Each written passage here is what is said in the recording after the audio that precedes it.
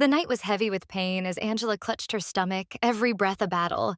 Yet when she stumbled into the emergency room, the nurses barely looked her way, their eyes flicking past her as though her cries were an inconvenience, not a plea for help.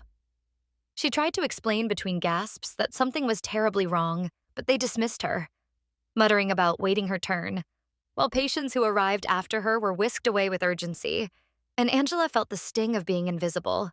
Her heart breaking not just from the pain in her body, but from the cruel reminder that sometimes the world judged her first by her skin, not her humanity. She called her husband, whispering through tears, and within minutes, a sleek black car pulled up outside the ER, its doors opening to reveal Marcus, a man whose quiet presence carried the weight of immense influence. His suit crisp, his expression thunderous as he strode inside, demanding to know why his wife was left untreated. How could they not have known that the woman suffering in silence was the beloved partner of a man whose signature could shift fortunes and whose donations had once kept this very hospital from shutting its doors? Yet why should it have taken his presence for her life to matter?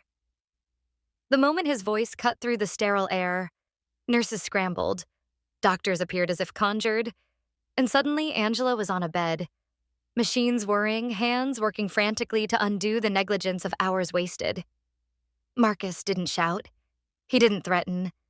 But his icy calm and piercing words made every staff member shrink, realizing their prejudice had nearly cost a life, and that life belonged to a woman whose worth extended far beyond the billions her husband commanded. As Angela received the care she should have been given from the start, Marcus leaned close, promising her she'd never be invisible again.